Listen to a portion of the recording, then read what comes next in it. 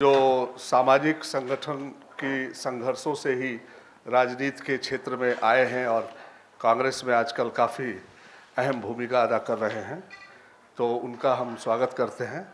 हमारे बीच में comrade Salim, Mohammad Salim CPIM के पार्लियामेंट मेंबर हैं, उनका हम स्वागत करते हैं।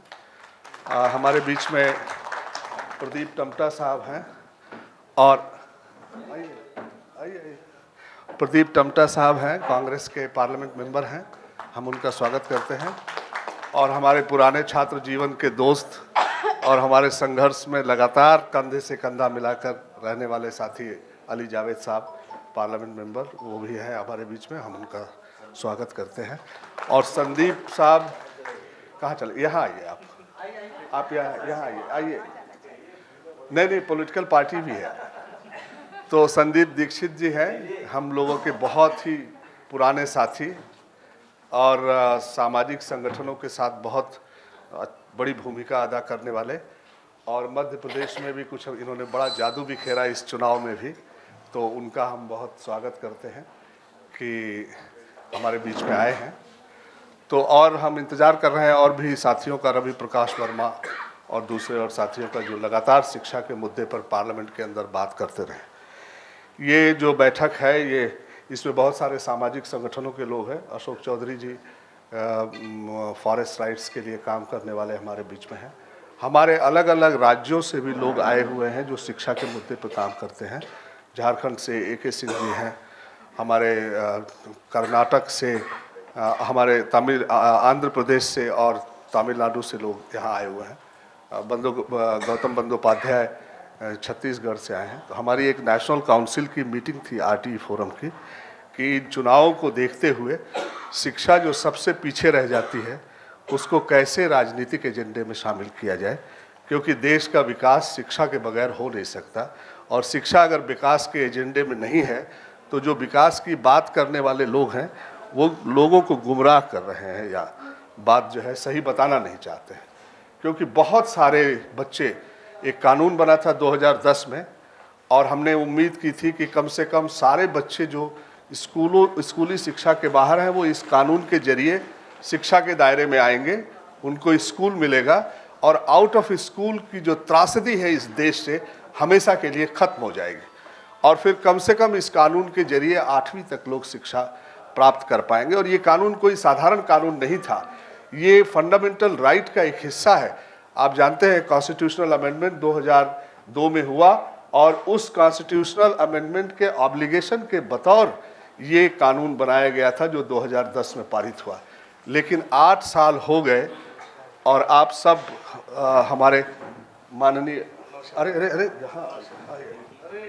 हमारे जो माननीय सांसद हैं, और उस कानून को बनाने की लड़ाई में रवि प्रकाश वर्मा जी भी पूरी तरह शामिल थे, और मैं इनका स्वागत करता हूं RTE फोरम की तरफ से अपने पुराने साथी की हैसियत से।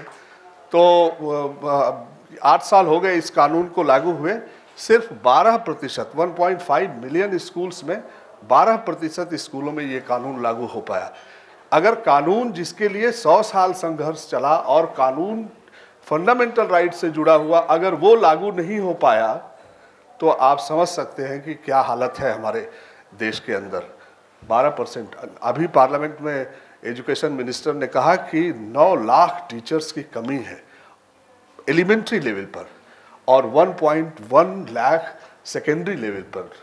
और अभी एक आंकड़ा आया है कि सेकेंडरी एजुकेशन की तो और भी बुरी हालत है।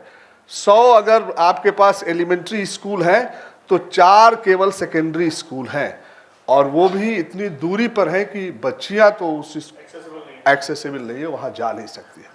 शिक्षा की ये हालत है, और इस हालत की जिम्मेदारी इसलिए भी है क्योंकि हमने शिक्षा पर जो जरूरत थी वो व्यय किया ही नहीं। 66 में कोठारी साहब ने किया था, 6% की मांग की थी, और इस समय 2.7%। पिछले इस पार्लियामेंट में अरविंद सुब्रमण्यम ने बताया कि 2.7% GDP का शिक्षा पे हम खर्च करते हैं, और उसमें भी 61% जो सेस लगाया गया था 2% शिक्षा पर, वो उसमें से आ रहा है। तो इसका मतलब जो रेगुलर टैक्स कलेक्शन है उसका हमेशा डिक्लाइन हो रहा है। ये हालत है, ये शिक्षा पर खर्च नहीं करना चाहते। तो इसलिए हम चाहते हैं कि ये बैठक है और इसमें हम आपको कुछ वो भी हमने जो मैनिफेस्टो के लिए अपनी बातें रखी हैं वो भी आपको हम शेयर करेंगे। और हम ये चाहते हैं कि चुनाव में बहुत सारी बातें होती हैं, लेकिन जो जनता के बुनियादी प्रश्न हैं वो कहीं छूट जाते हैं। बहुत सारी बातें हो जाती हैं, लेकिन शिक्षा की बात नहीं होती, स्वास्थ्य की बात नहीं होती, रोजगार आजीविका की बात नहीं होती, किसानों का इतना व्यापक पैमाने पर हालत देख रहे हैं आप, किस तरह का कृषि क्षेत्र है, उसकी बात नहीं होती। और हम वो आंकड़े इकट्ठे कर रहे हैं कि किसानों ने जो आत्महत्या की है, पता चला 4 साल में 3 लाख किसानों ने आत्महत्या की है। उस इलाके में बच्चों की शिक्षा की हालत क्या है, वो और भी बुरी हालत है। तो इसलिए हम चाहते हैं कि आप सब अपनी पार्टियों के भी जिम्मेदार हैं।